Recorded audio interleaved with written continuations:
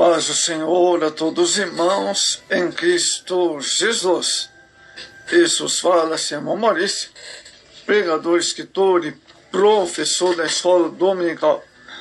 Em nosso site tem diversos artigos, subsídios CPAD Betel. Estamos falando aqui de Santa Catarina, Brasil. Hoje temos a temática da Palavra de Deus, a igreja e os seus símbolos. Vamos ver o significado dos símbolos, o que é simbologia e seus significados, e há toda uma mensagem ante esses símbolos, amados. Primeiro vamos ver, a igreja é o jardim do Senhor. A palavra igreja significa tirado para fora. 1 Coríntios 6, 20. Evidentemente, os crentes tirados para fora do pecado demonstram uma nova forma de viver através da transformação pelo novo nascimento. Pertence ao jardim do Senhor e exala o bom cheiro de Cristo. 1 Coríntios 2, 15. A igreja é um jardim. Um jardim, em geral, é um espaço reservado para o cultivo de plantas especiais. Uma igreja, como jardim, deve estar separada de tudo que possa contaminar. Cantares de Salomão 4:12. Só em Cristo tem o direito de entrar nesse lugar especial e sentir seu aroma e deleitar-se com a sua igreja amada em adoração e louvor. Salmo 110, verso 7. Da mesma forma, o Espírito Santo também tem lugar na igreja para cuidar, perfumar, santificar nossas vidas em Cristo. Efésios 5, 22. Assim a igreja, sua pureza, ama e glorifica o nome de Jesus. A igreja é esse perfume do jardim. O perfume da igreja não está no nome de Jesus, que é como comparado a um unguento derramado. Faz com que o crente desfrute todas as essências desse nome precioso e usufrua tudo o que esse nome representa. O Senhor provê, que sara. Terceiro, nossa bandeira, justiça nossa. Sexto, nossa paz, nosso pastor.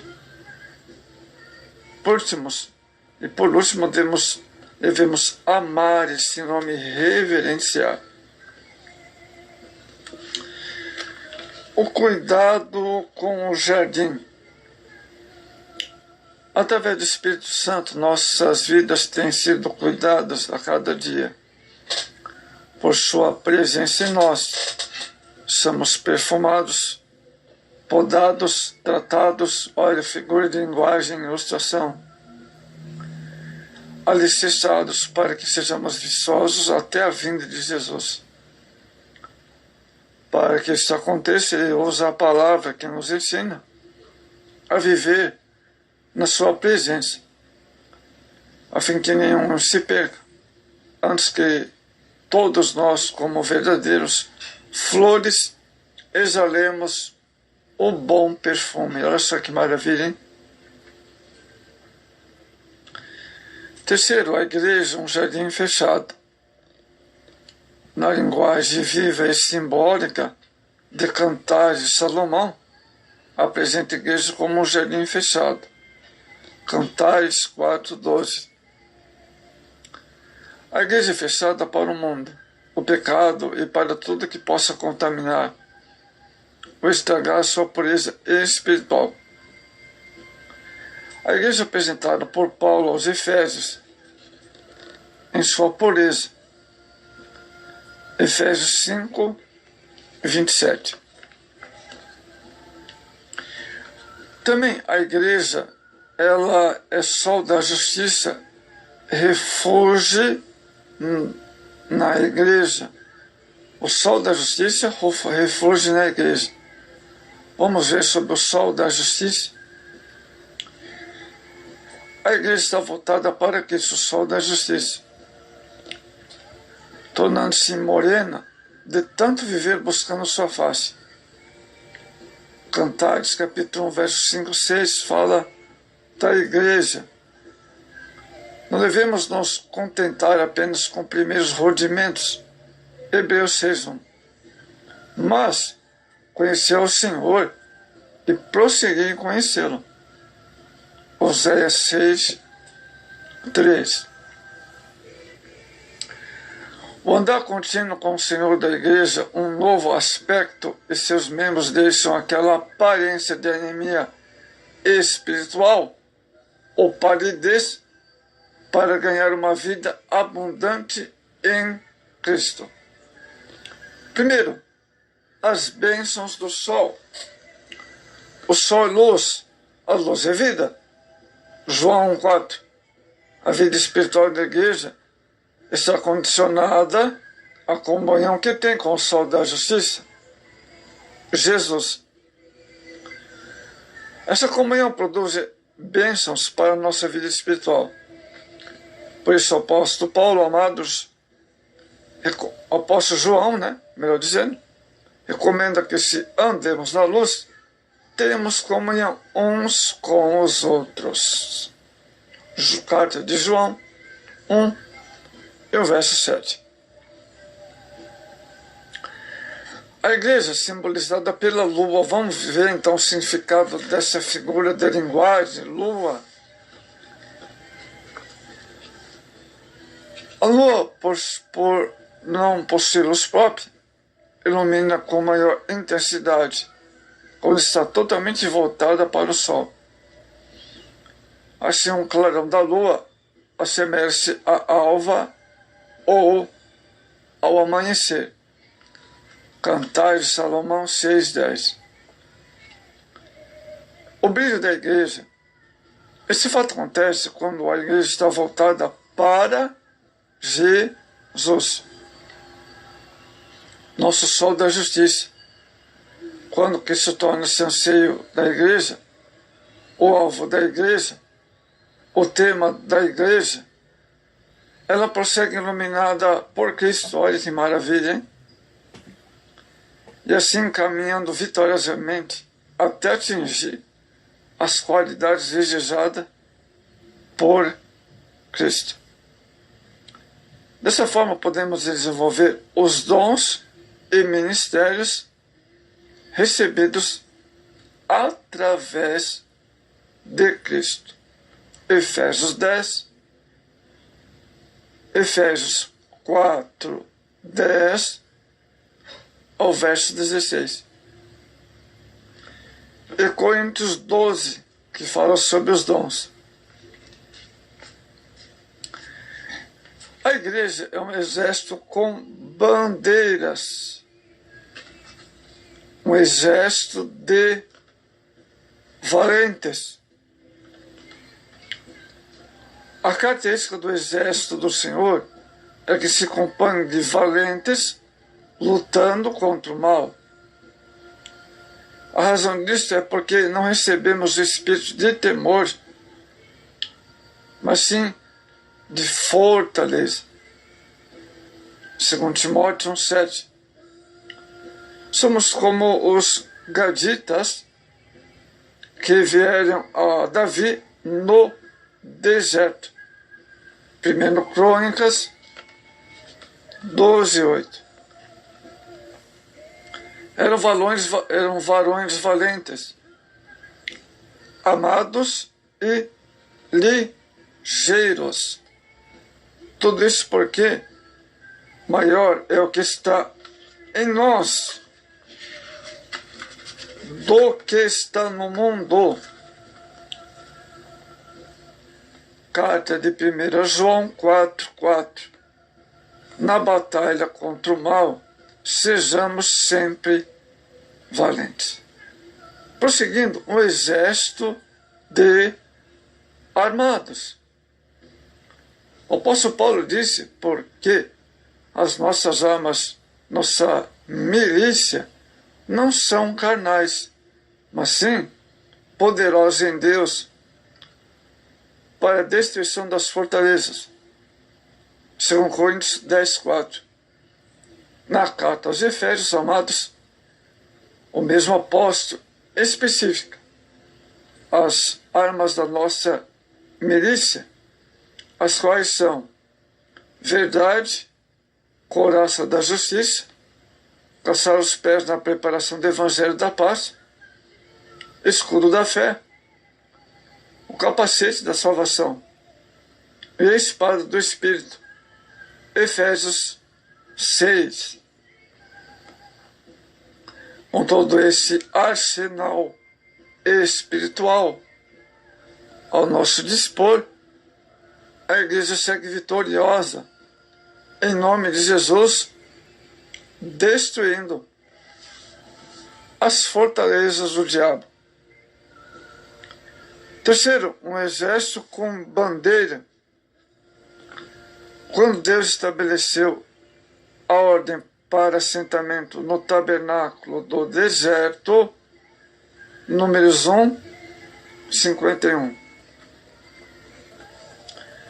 O Senhor ordenou: os filhos de Israel assentarão as suas tendas, cada um debaixo de sua bandeira, segundo as insígnias da casa de seu pai.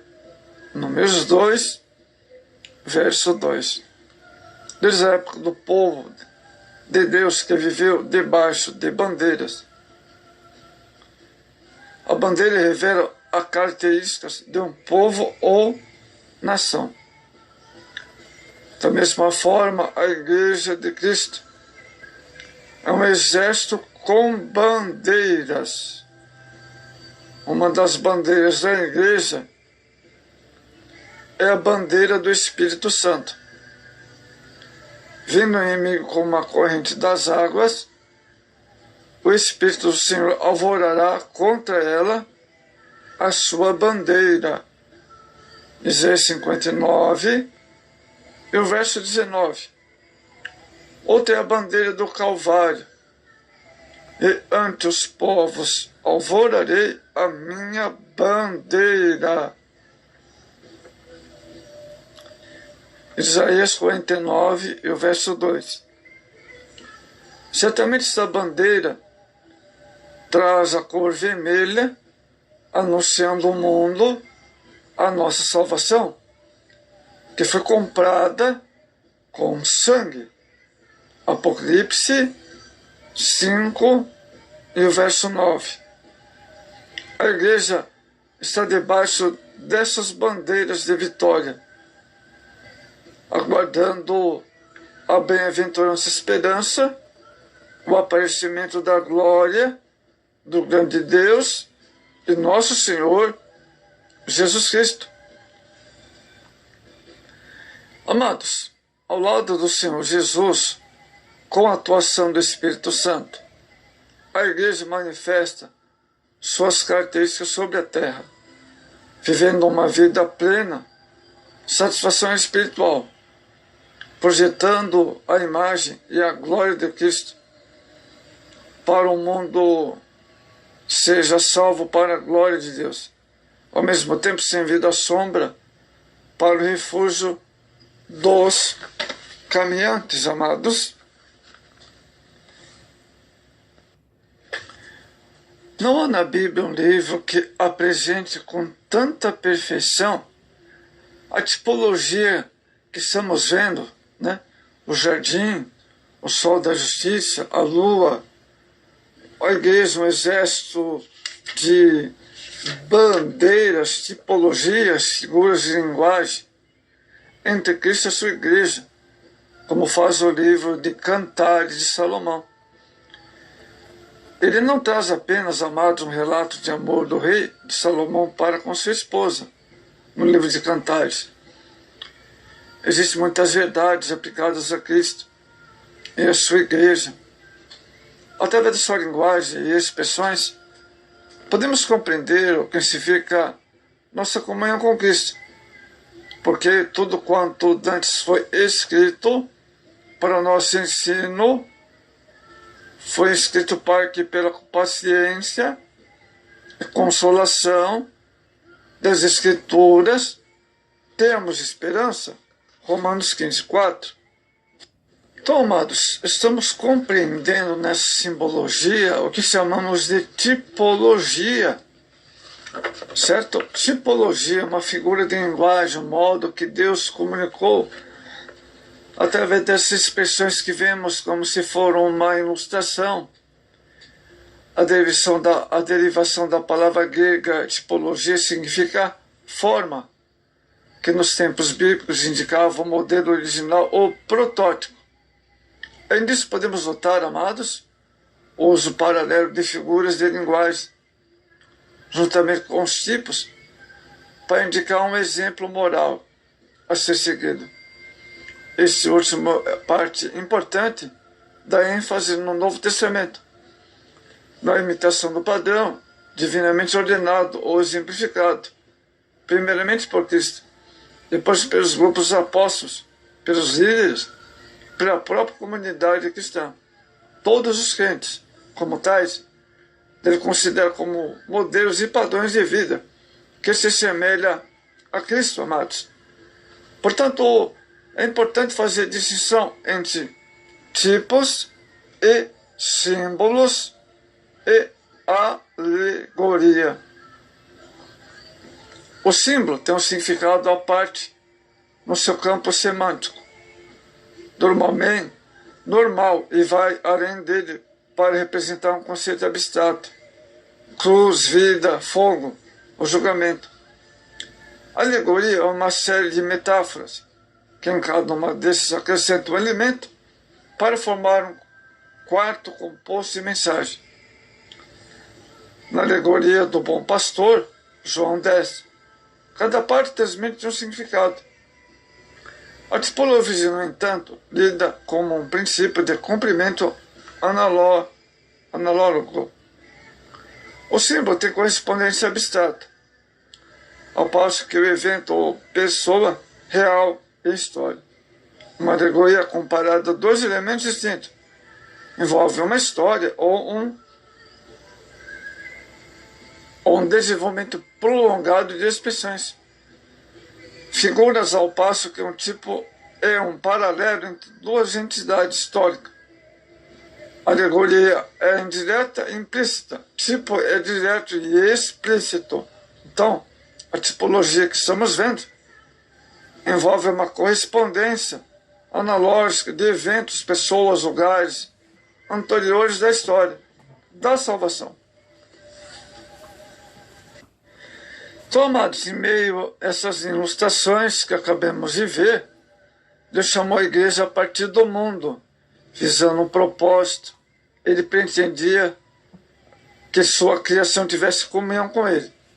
Quando foi rompida tal comunhão, Deus chamou o povo de Israel para ser luz dos gentios. Quando Israel fracassou, Deus chamou um remanescente. Isaías 10, 20.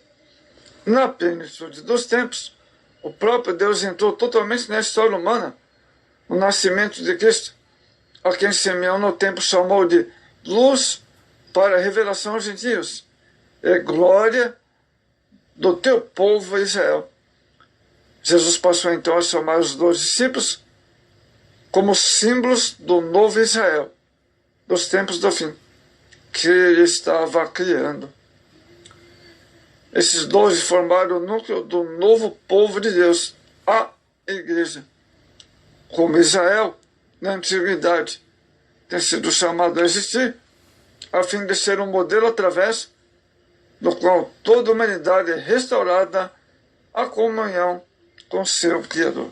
Deus te abençoe, que você possa compreender essas maravilhosas figuras de linguagem, esses símbolos que falam de uma mensagem, a mensagem da palavra de Deus.